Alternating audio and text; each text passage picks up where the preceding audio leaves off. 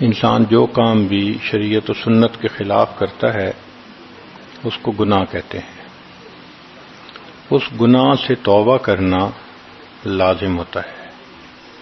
ارشاد باری تعالی ہے وَتُوبُوا إِلَى اللَّهِ جَمِيعًا أَيُّهَا الْمُؤْمِنُونَ لَعَلَّكُمْ تُفْلِحُونَ. اور اے ایمان والو تم سب کے سب اللہ کے سامنے توبہ کرو تاکہ تم فلاح پا جاؤ. چنانچہ ابن تیمیہ رحمۃ اللہ علیہ نے الایمان الاوسط ایک کتاب ہے، اس میں 10 اسباب بتائے ہیں جن سے انسان کے گناہ معاف ہوتے ہیں.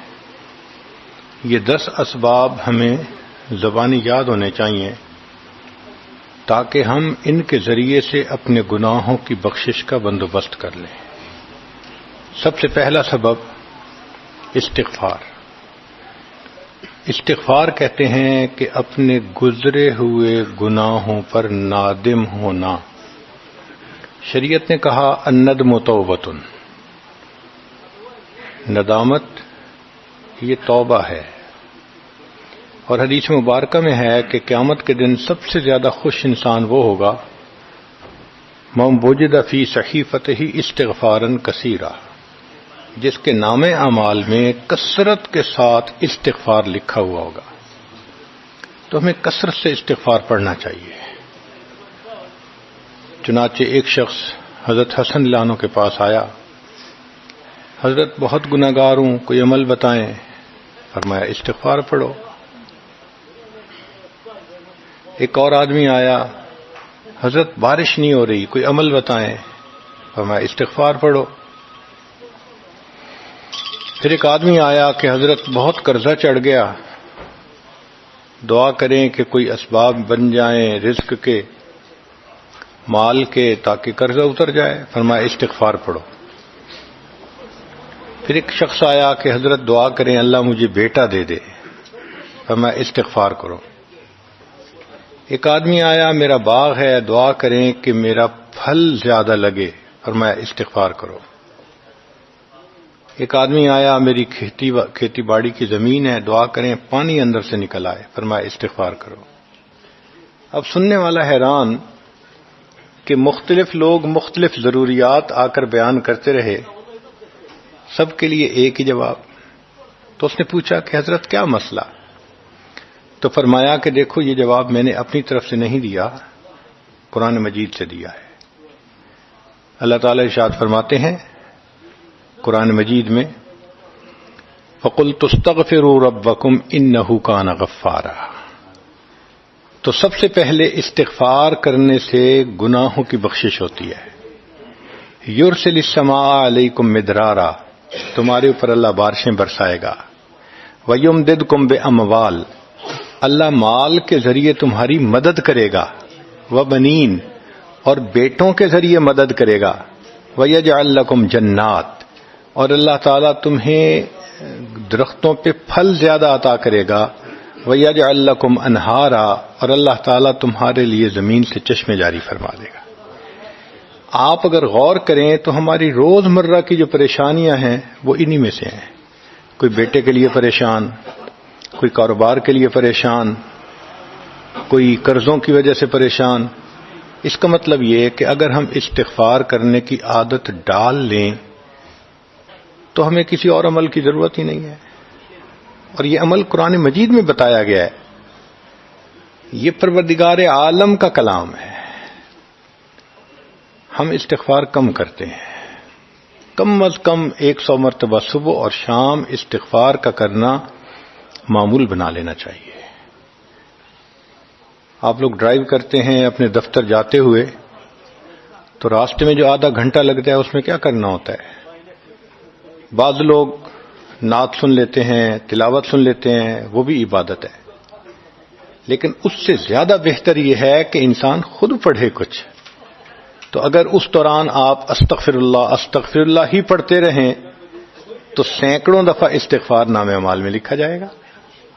اور اگر پورا پڑھ لیں استغفر اللہ ربی من کل ذنب و اتوب الیہ، تو یہ سونے پہ سہاگے والی بات ہے. تو اپنے ٹائمنگز کو ایسے ایڈجسٹ کریں کہ اس میں درود استغفار کثرت کے ساتھ آپ پڑھ سکیں، کیونکہ حدیث پاک میں یہ فرمانا کہ قیامت کے دن وہ بندہ بہت خوش ہوگا جس کے نام اعمال میں استغفار زیادہ ہوگا۔ دوسرا سبب ہے توبہ۔ توبہ اور استغفار بہت قریب قریب ہیں، ان میں لائن آف ڈیمارکیشن ڈالنا تھوڑا ڈیفیکلٹ ہے، مگر علماء نے لکھا ہے کہ استغفار پچھلے گناہوں پہ ریپینٹنس کو کہتے ہیں، اور توبہ آئندہ گناہوں کو کمٹ نہ کرنا، اس کی کمٹمنٹ کرنا، عزم کرنا، اس کو کہتے ہیں۔ توبہ عزم جازم، ایک عہد کرنا کہ میں نے آج کے بعد گناہ نہیں کرنا، یہ توبہ کہلاتا ہے۔ تو گویا توبہ کا تعلق آئندہ گناہ نہ کرنا، استغفار کا تعلق پاسٹ کے ساتھ ہے کہ میں نے جو کیا برا کیا، اللہ بس میری غلطی کو پلیز معاف کر دیں، اس کو استغفار کہتے ہیں۔ اور یہ استغفار کا حکم اللہ رب العزت نے اپنے حبیب صلی اللہ علیہ وسلم کو دیا، فسبح بحمد ربک واستغفرہ، حکم ہے، صیغہ ہے امر کا۔ اللہ کے محبوب صلی اللہ علیہ وسلم کو اگر یہ حکم ہے تو سوچئے پھر ہمیں استغفار کرنے کی کتنی ضرورت ہے۔ توبہ ہر بندے پہ کرنی ضروری، چنانچہ کافر ہے تو وہ کفر سے توبہ کر کے مسلمان بن جائے، مومن ہے گناہوں سے توبہ کر کے نیک بن جائے۔ جو نیک ہے وہ جو اپنے اعمال کے اندر غفلت ہوتی ہے، نماز کی غفلت، ذکر میں غفلت، تلاوت میں غفلت، اس غفلت سے توبہ کرے، اور جو کہے کہ جی میں تو اس سے بھی توبہ کرتا ہوں، تو بھئی ہم جو اعمال کرتے ہیں یہ اس کوالٹی کے تو نہیں کہ اللہ تعالیٰ کے ہاں قبولیت پا سکیں۔ اب پھر استغفار کرنا کہ اللہ اس کو قبول کر لیجئے، کیونکہ اللہ کے محبوب صلی اللہ علیہ وسلم نے فرمایا ما عبدنا کا حق کا عبادتک، اے اللہ ہم نے عبادت نہیں کی جیسے عبادت کرنے کا حق تھا۔ اگر سید الاولین والآخرین صلی اللہ علیہ وسلم یہ فرماتے ہیں، ہم کس کھیت کی گاجر مولی ہیں، ہماری عبادتیں کیا عبادتیں ہیں؟ تو استغفار کرنا، توبہ کرنا ہم میں سے ہر بندے پر لازم ہے۔ تیسری چیز جس سے کہ گناہ معاف ہوتے ہیں، الحسنات الماحیہ، نیکیاں۔ جو انسان نیک اعمال کرتا ہے تو گناہ دھل جاتے ہیں۔ نیک اعمال کی مثال صابن کی ہے، گناہوں کی مثال میل کی سی ہے۔ صابن جتنا زیادہ لگتا ہے اتنا میل دھل جاتی ہے۔ ان الحسنات یذہبن السیئات، یہاں شیطان دھوکہ دیتا ہے۔ مثلا اگر کوئی بچہ تعلیم پا رہا ہے مگر کوئی گناہ بھی کرتا ہے، تیرے علم کا کیا فائدہ، گناہ تو چھوڑتا نہیں۔ بھائی اگر گناہ کرتے ہیں تو علم تو الٹا ان گناہوں کو دھوئے گا، وہ علم ہی چھڑوا دیتا ہے تاکہ دھونے کا مسئلہ ہی نہ رہے۔ اب عورت سوچے گی میں پردہ تو کرتی نہیں، نمازوں کا کیا فائدہ؟ یہ دھوکہ ہے شیطان کا۔ بھئی آپ نمازیں پڑھتی رہو، اس نمازوں کی برکت سے اللہ پھر پردے کی بھی توفیق دے دیں گے۔ تو نیکی نہیں چھوڑنی چاہیے کبھی بھی، یہ سوچ کے جی میں اچھا تو ہوں نہیں، کیا فائدہ؟ فائدہ ہے۔ جب اللہ فرما رہے ہیں کہ نیکیاں گناہوں کو دھو دیتی ہیں، بھئی گناہ تو ہم چھوڑتے نہیں اور نیکی آرام سے چھوڑ دیتے ہیں، یہ کہاں کی لاجک ہے؟ تو اس لیے نیکی بھاگ بھاگ کے کرنی چاہیے۔ اگر گناہ ہیں تو نیکی اور زیادہ کریں تاکہ نیکی کی برکت سے گناہوں کی ظلمت ختم ہو جائے اور دھل جائے۔ حدیث پاک میں ہے بندہ گناہ کرتا ہے لکھ دیا جاتا ہے، دوسرا گناہ، تیسرا، 5 گناہ کرتا ہے، پھر اس کے بعد وہ ایک نیکی کرتا ہے تو نیکی والا فرشتہ کہتا ہے کہ دیکھو اللہ کے ہاں دستور ہے من جاء بالحسنۃ فلہ عشر امثالھا، اس کو 10 نیکیاں ملنی تھیں، تم نے 5 گناہ لکھے ہیں نا، اچھا تم 5 گناہ مٹا دو، میں نامہ اعمال میں 10 نیکیوں کی بجائے صرف 5 نیکیاں بیلنس وہ ڈال دیتا ہوں۔ چنانچہ 5 گناہ مٹا دیے جاتے ہیں، 5 نیکیاں نامہ اعمال میں لکھ دی جاتی ہے۔ اس لیے خوب نیکی کرنی چاہیے تاکہ اللہ تعالیٰ گناہوں کی ظلمت سے ہمیں محفوظ فرما دے۔ چوتھی چیز جس سے کہ گناہ معاف ہوتے ہیں، دعاء المؤمنین للمؤمن، جو ایمان والے ایک دوسرے کے لیے دعائیں کرتے ہیں اس سے بھی گناہ معاف ہوتے ہیں۔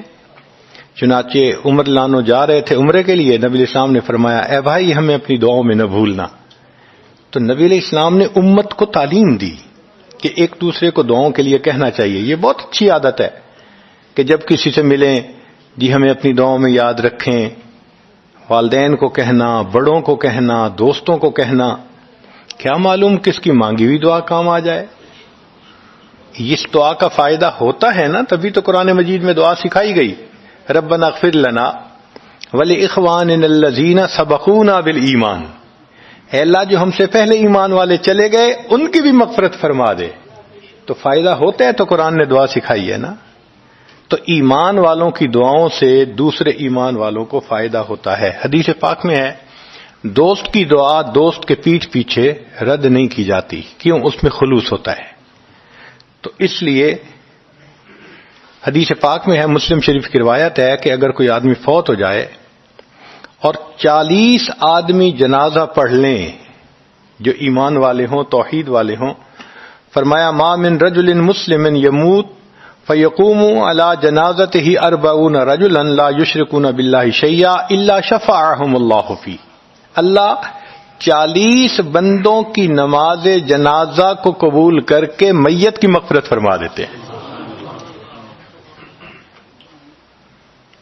پانچواں عمل ما یعمل للمیت من اعمال البر، ہم اپنے فوت شدہ لوگوں کے لیے جو نفل کے کوئی نیک کام کرتے ہیں اس سے بھی ان کے گناہ معاف ہوتے ہیں۔ مثلا صدقہ کر دیا، قرآن پاک پڑھا، ان کو بخش دیا، ان کی طرف سے عمرہ کیا، حج کیا، ان نفلی اعمال کا ثواب ان کو ملتا ہے، اس کی وجہ سے ان کے گناہوں کو معاف کر دیا جاتا ہے۔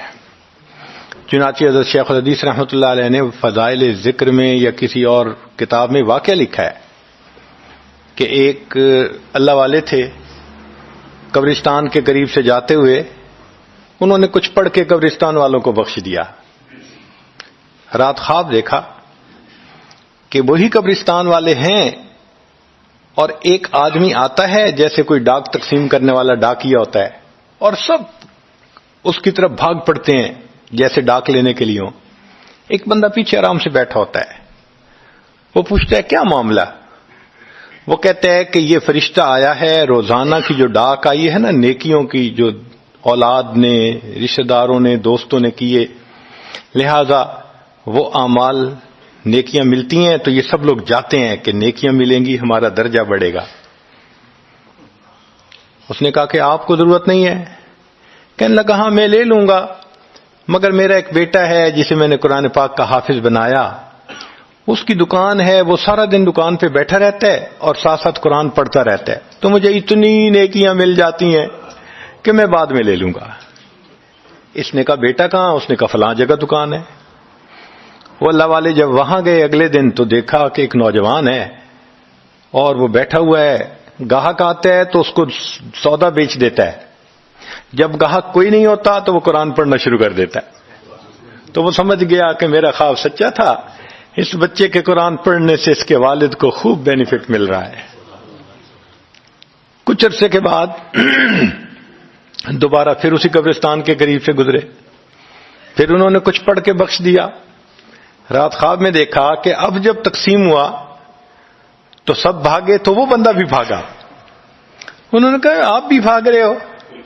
کہنے لگا ہاں میں اس لیے بھاگ رہا ہوں کہ میرا وہ بیٹا فوت ہو گیا، اب مجھے قرآن پڑھ کے بخشنے والا کوئی ایسا ہے نہیں، تو جو عام ایمان والوں کا ثواب آتا ہے میں بھی اسی میں سے اپنا حصہ لینے کے لیے جا رہا ہوں۔ تو ایمان والوں کے ان اعمال کا ثواب بھی ملتا ہے، اور اصل میں یہ اسی بندے کا اپنا عمل ہوتا ہے۔ یہ ذہن میں رکھنا کہ جو ایمان والے پڑھ کے بخشتے ہیں نا، اس کا ثواب کیوں ملتا ہے؟ اس کا اپنا عمل۔ دیکھو اس نے نیکوں سے تعلق جوڑا۔ وہ بھی تو ہوتے ہیں جن کے مرنے کے بعد پیچھے ریچھ کتے کی لڑائی کرواتے ہیں، میلے لگواتے ہیں، موسیقی کی محفلیں ہوتی ہیں، وہ بھی تو ہوتے ہیں نا, تو ان کو کچھ نہیں ملتا.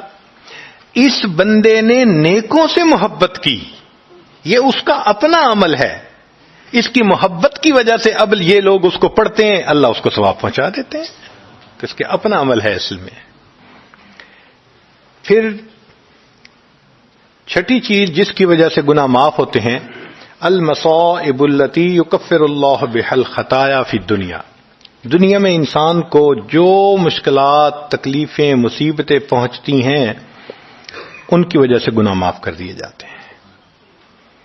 کوئی مصیبت دنیا میں پہنچتی ہے, گناہ معاف ہوتے ہیں. چنانچہ نبی علیہ السلام تشریف فرما تھے, چراغ بجھ گیا, نبی السلام نے فرمایا انا للہ و انا الیہ راجعون. ام المومنین عائشہ صدیقہ عنہا نے پوچھا, اے اللہ کے حبیب صلی اللہ علیہ وسلم یہ تو پڑھتے ہیں جب کوئی آدمی فوت ہو جاتا ہے. فرمایا عائشہ, مومن کو جو بھی دنیا میں تکلیف غم پہنچتا ہے اگر وہ اس کے اوپر انا للہ پڑھ لے اس کو ثواب ملتا ہے. تو سوچنے کی بات ہے, چراغ کے بجھنے پر اگر ثواب ملتا ہے تو کسی عزیز کی زندگی کا چراغ بجھ گیا اس پر کتنا ثواب ملے گا. اس لیے تکلیف آئے تو پریشان ہونے کی بات نہیں ہوتی, صبر کرنے کی بات ہوتی ہے. انسان بے صبری کے ذریعے خواہ اس تکلیف پر ملنے والے ثواب سے اپنے آپ کو محروم کر دیتا ہے. بے صبری سے تکلیف ختم نہیں ہوتی, ثواب ملنا بند ہو جاتا ہے. تو بے صبری کا کیا فائدہ؟ اور ہو سکتا ہے کہ یہ مصیبت جو آئی یہ بندے نے خود مانگی ہو, یہ بھی عجیب بات ہے. آپ کہیں گے جی کوئی بندہ مصیبت تو نہیں مانگتا, ہاں ہو سکتا ہے مانگی ہو. کیسے کہ دعا مانگی, اللہ مجھے قیامت کے دن میرے محبوب صلی اللہ علیہ وسلم کے ہاتھوں حوض کوثر کا جام عطا کر دینا. اللہ نے دعا قبول کر لی, عمل تو ہے نہیں کہ یہ نعمت نصیب ہو. تو اب کیسے ملے گا؟ اللہ تعالی بیماری, مصیبت, پریشانی کچھ اس کے اوپر بھیج دیتے ہیں. اگر یہ بندہ اس پر صبر کر لیتا ہے اس کو بہانہ بنا کر اللہ اس کو وہ نعمت عطا فرما دیتے ہیں. چنانچہ ایک بزرگ تھے, 70s میں تھے, بیوی بھی اسی طرح, بہت نیک تھی بیوی بھی. بیوی نے کہا کہ میرا بڑا دل چاہتا ہے کہ نبی علیہ الصلوۃ والسلام کا دیدار نصیب ہو. میں بڑا درود شریف پڑھتی ہوں, نفل پڑھتی ہوں, مگر مجھے واضح زیارت نہیں ہوئی. آپ کو کوئی عمل آتا ہو تو بتا دیں. انہوں نے کہا عمل آتا ہے, کرو گی؟ کہا بالکل کروں گی. کہنے لگے اچھا جمعہ کا دن آ رہا ہے, خوب نہا دھو کے وہ جو دلہن والے کپڑے تھے نا تمہارے, کناری والے گوٹے, وہ پہننا اور میک اپ کرنا, خوشبو لگانا, اور میں بس جمعہ پڑھ کے آؤں گا تو پھر ٹھیک ہے. اس نے کہا بہت اچھا. وہ اللہ کی بندی نہائی دھوئی, دلہن کی طرح خوب تیار ہوئی, کپڑے دلہن والے پہنے. ان بزرگوں نے جمعہ کی نماز پڑھی تو ساتھ بھائی کا گھر تھا اس کی, یعنی ان کی بیوی کا. تو بیوی کے بھائی کے گھر چلے گئے, اس کو جا کے کہا میری عمر دیکھو اور آ کے اپنی بیوی بہن کی حالت دیکھو. اس نے کہا کیا مسئلہ؟ وہ ساتھ آ گیا. اور جب گھر آ کے اس نے دیکھا تو بیوی تو دلہن بنی بیٹھی ہے. بھائی کو غصہ آیا, تمہیں اپنی یہ تمہاری عمر اور یہ تمہارے لچھن. اس نے تو ڈانٹا اور وہ بیچاری روئی, اس کا دل ٹوٹا, رو رو کے حال برا, سو گئی. اللہ کی شان کہ اس نیند میں اس کو نبی علیہ السلام کی زیارت نصیب ہو گئی. اب وہ اٹھی تو وہ خوش بھی ہے اور پریشان بھی ہے. خوش اس بات پہ کہ زیارت ہو گئی, اور پریشان اس بات پہ کہ میاں نے کیا کیا, خود کہا دلہن بنو اور خود بھائی سے مجھے ڈانٹ پڑوا دی. تو پھر اس نے پوچھا کہ آپ نے ایسا کیوں کیا؟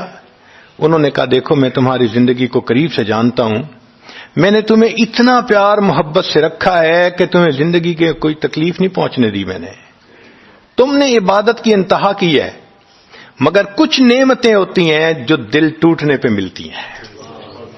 تو تمہارا تو کبھی دل ٹوٹا نہیں, تو میں نے ایک بہانہ بنایا کہ تمہیں کہا دلہن بنو, بھائی کو شکایت لگا دی, اس نے ڈانٹ پلا دی, تمہارا دل ٹوٹا، اللہ کو رحم آ گیا، اللہ تعالیٰ ٹوٹے دلوں پر رحم فرما دیتے ہیں۔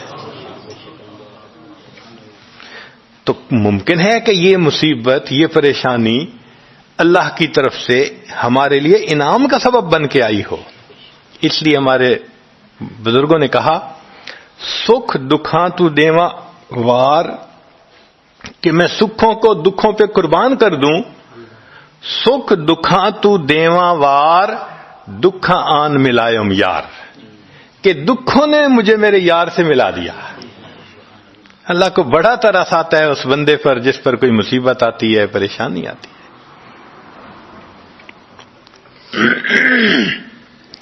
پھر ساتویں چیز جس سے کہ گناہ معاف ہوتے ہیں، ما يحصل فی القبر من الفتنة والزغطة والروع، قبر کے اندر انسان جب جائے گا تو اس کو وہاں پر زغط قبر پیش آئے گا۔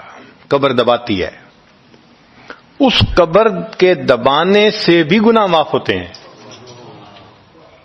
اور یہ زغط قبر ہر کسی کو پیش آئے گا۔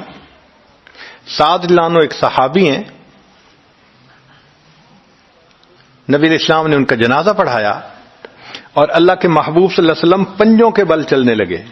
تو صحابی نے پوچھا، اے اللہ کے نبی صلی اللہ علیہ وسلم آپ ایسے چل رہے ہیں؟ فرمایا، سعد کی نماز جنازہ میں شرکت کے لیے اتنے فرشتے آسمان سے اتر آئے، مجھے پاؤں رکھنے کی جگہ نہیں مل رہی۔ یہ پھر حدیث پاک میں آتا ہے کہ نبی علیہ السلام نے فرمایا، سعد کی وفات پر اللہ کا عرش بھی 3 دن تک روتا رہا۔ جن کی وفات پہ اللہ کا عرش روئے، اللہ کے فرشتے جنازے میں اتریں، کیسے اللہ کے مقبول بندے ہوں گے؟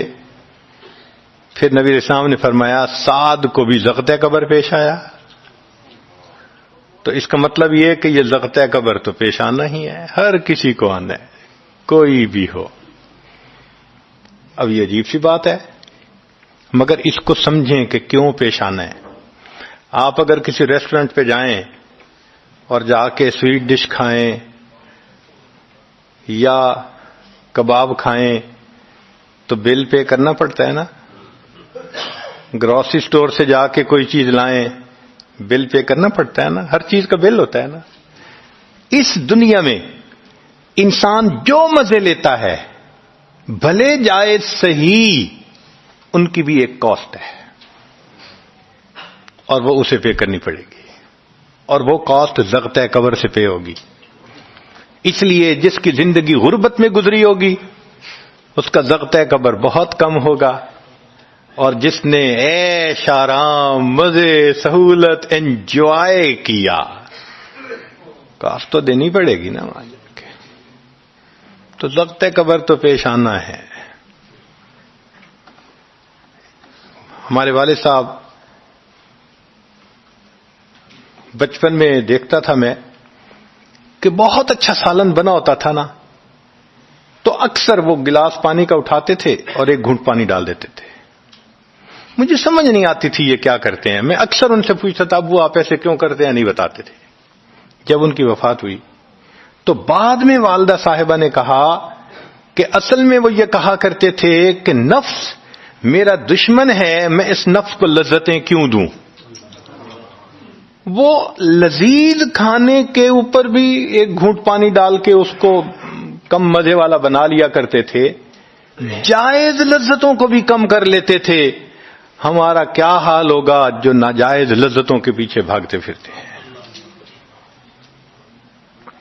تو یہ زغط قبر مومن کو بھی پیش آتا ہے اور کافر کو بھی، مگر فرق ہے، کافر کو پیش آئے گا کہ حدیث پاک میں آتا ہے دائیں طرف کی پسلیاں بائیں طرف اور بائیں کی پسلیاں دائیں طرف، یوں پسلیاں توڑ کے رکھ دیں گے۔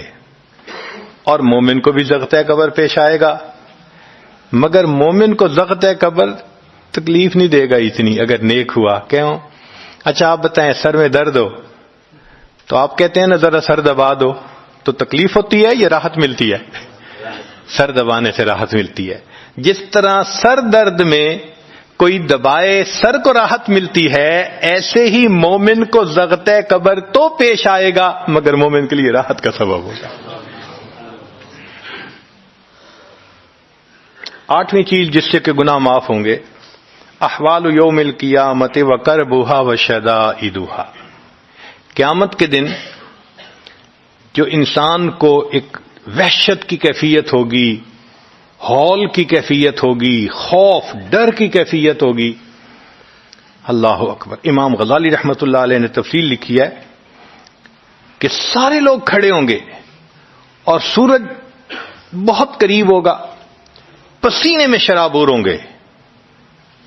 اللہ اکبر. اس وقت جہنم کے اندر ابال آئے گا اور جہنم کے اندر سے انگارے اٹھ کر اوپر جائیں گے اور واپس گریں گے. فرماتے ہیں اس وقت انبیاء میں سے کوئی نبی بھی ایسا نہیں ہوگا جس کو یہ ڈر نہ ہو کہ کہیں انگارے میرے اوپر نہ آ جائیں. اگر انبیاء بھی تھرا رہے ہوں گے، ہمارا اس دن کیا حال ہوگا؟ تو قیامت کے دن کی دہشت اور وحشت کوئی چھوٹی چیز نہیں ہے، مگر اس سے بھی اللہ تعالیٰ ایمان والوں کے گناہوں کو معاف فرما دیں گے. پھر نویں چیز جس سے کہ گناہ معاف ہوں گے، شفاعت النبی صلی اللہ علیہ وسلم فی اہل الذنوب یوم القیامہ. قیامت کے دن اللہ کے پیارے حبیب صلی اللہ علیہ وسلم جو اپنی امت کے لیے شفاعت فرمائیں گے، اللہ اس پر بھی امتیوں کے گناہوں کو معاف فرما دیں گے.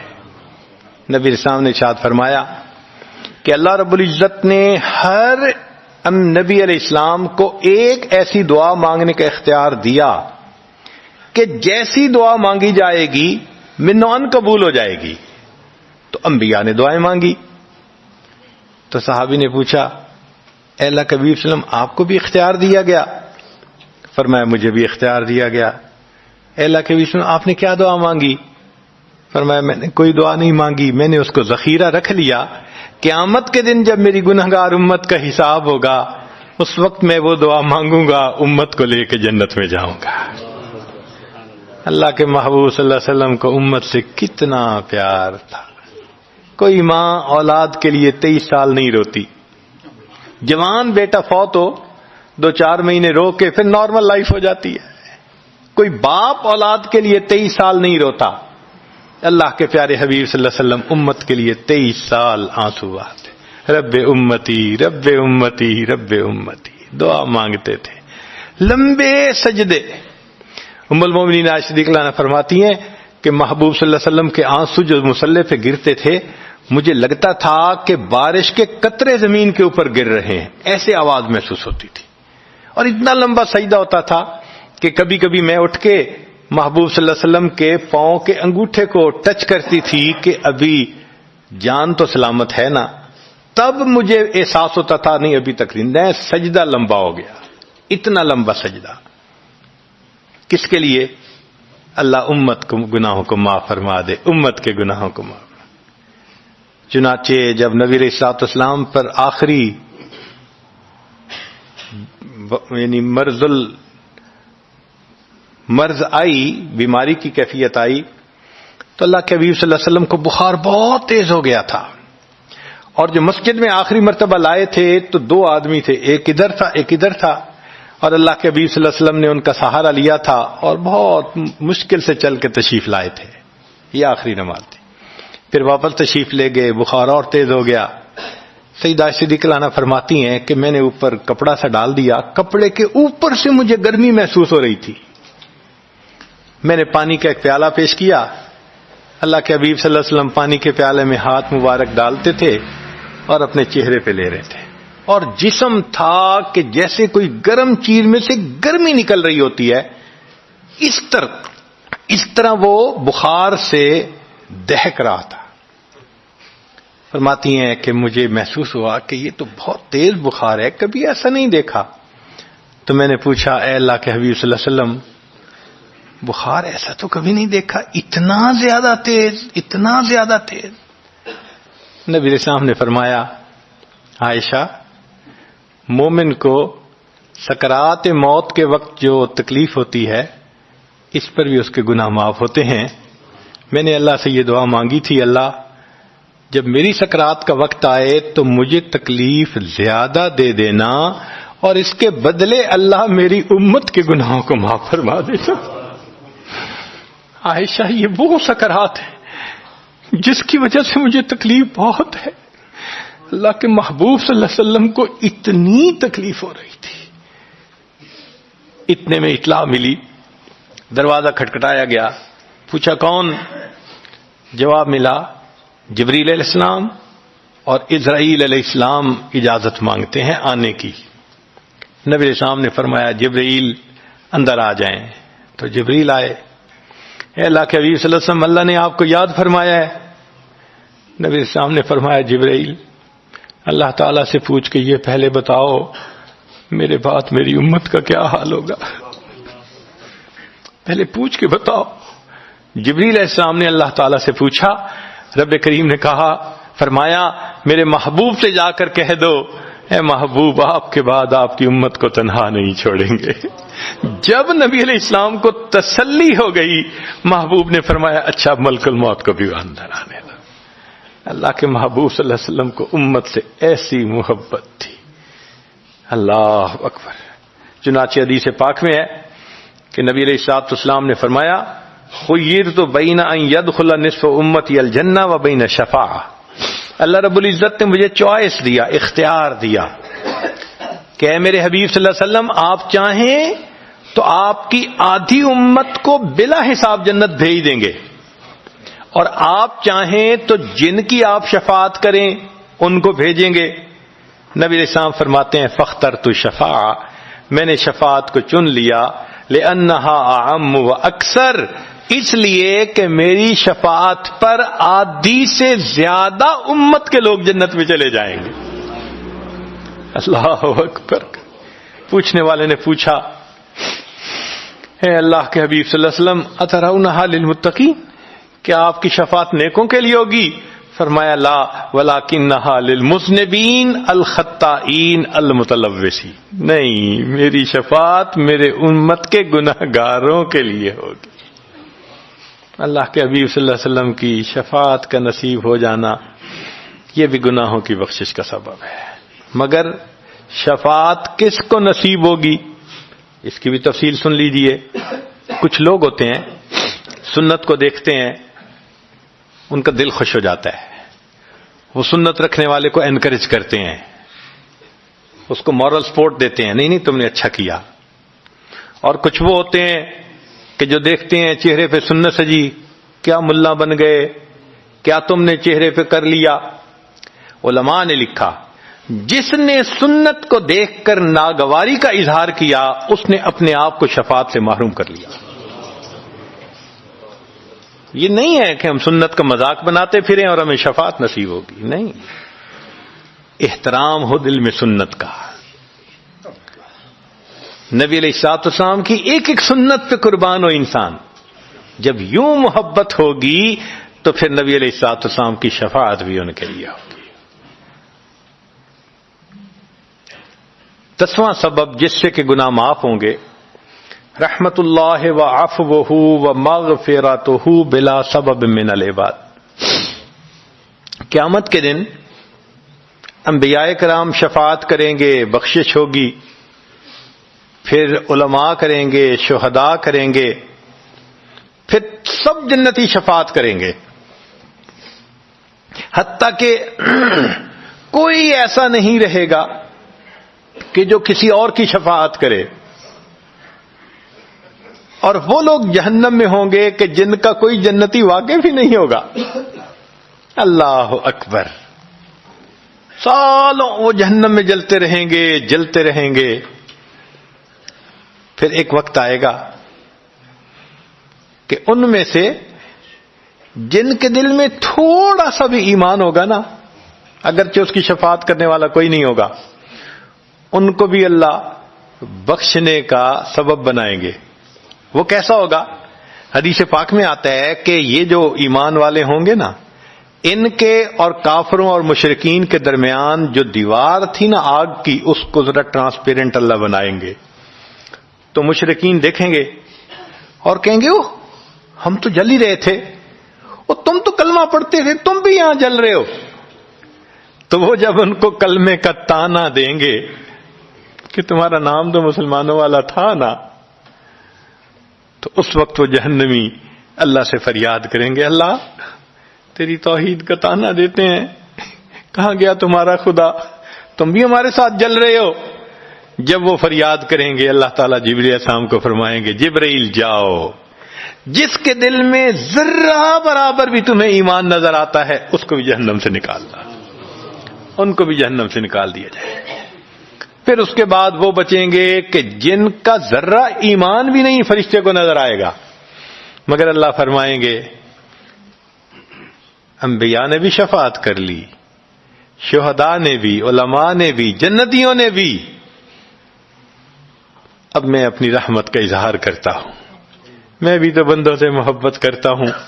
حدیث پاک میں ہے ثلاث حشیات، یوں کر کے اگر گندم ہونا اور انسان دونوں ہاتھوں کو ایسے کرے تو اس کو لپ کہتے ہیں، لپ بھرنا، تو اس میں ہزاروں چاول کے دانے آ سکتے ہیں۔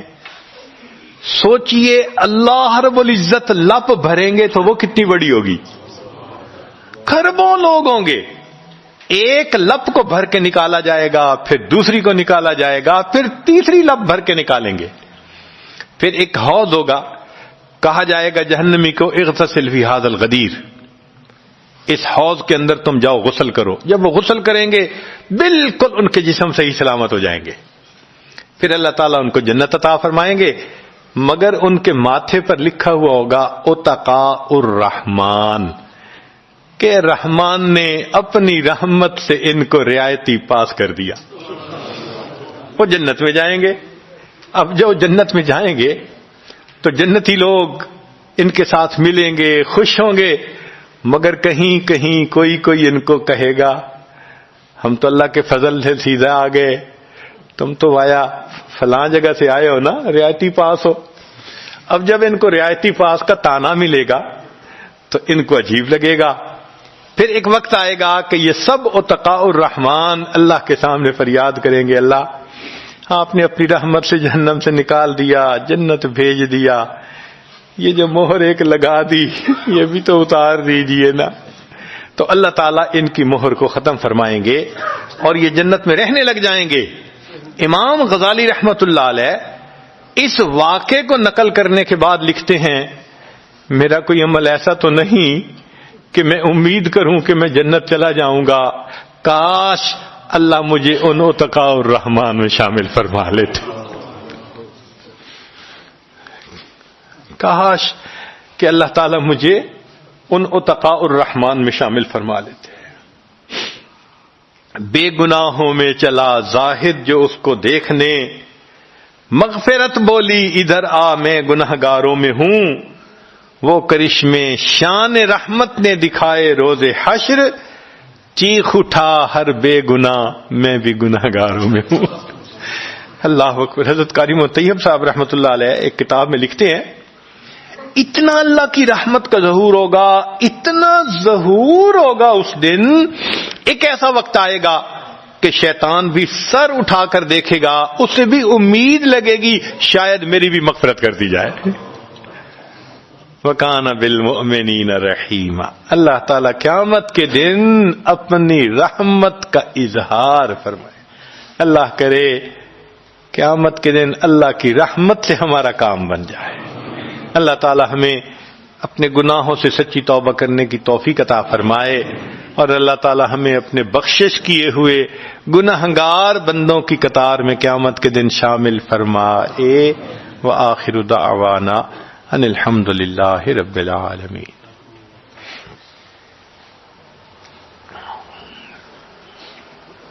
دعا سے پہلے یہ عاجز توبہ کے کچھ کلمات پڑھائے گا، سچے دل کے ساتھ پیچھے پیچھے پڑھتے جائیے، نیت کر لیجئے کہ ہم پچھلے گناہوں سے سچی پکی توبہ کر رہے ہیں، آئندہ نیکوکاری کی زندگی گزارنے کا دل میں ارادہ کر رہے ہیں۔ الحمدللہ وکفا وسلام علی عبادہ الذین اصطفی، اما بعد۔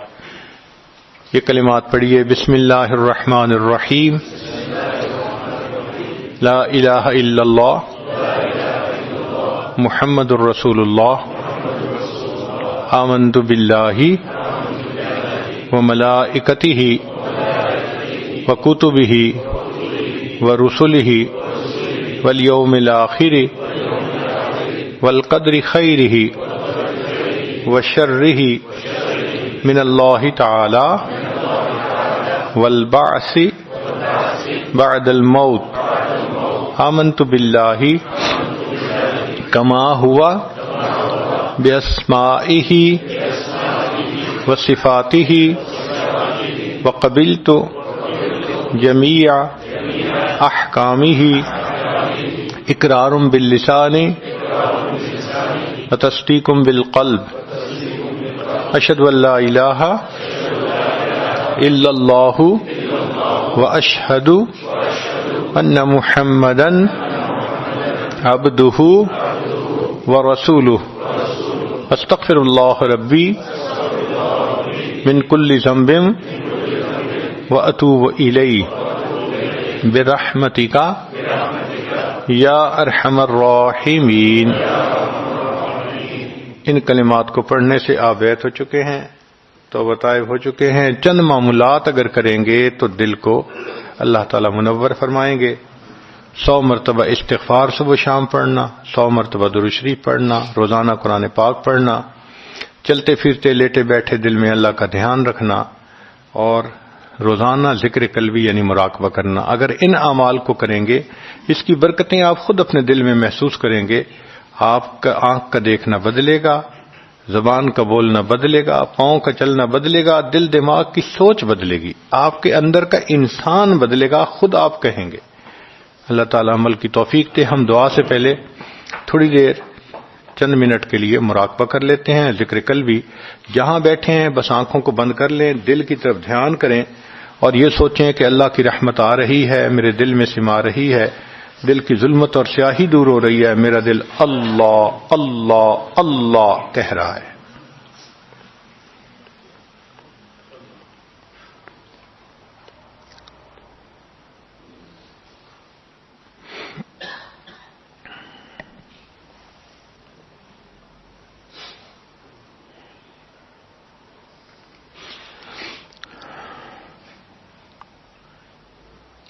اپنے دامان شفاعت میں چھپائے رکھنا، میرے سرکار میری بات بنائے رکھنا، آپ کی یاد ستاتی ہے تو رو لیتے ہیں، اپنی یادوں کے ہمیں روگ لگائے رکھنا،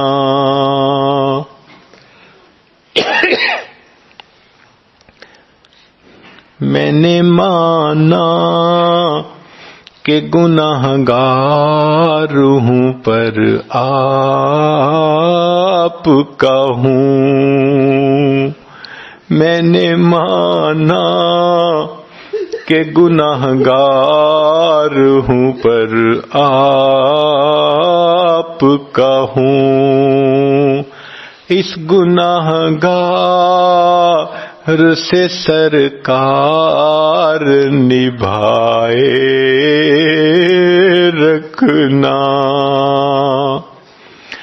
ذرہ خاک کو خورشید بنانے والے، ذرہ خاک کو خورشید بنانے والے، خاک ہوں میں مجھے قدموں سے لگائے رکھنا۔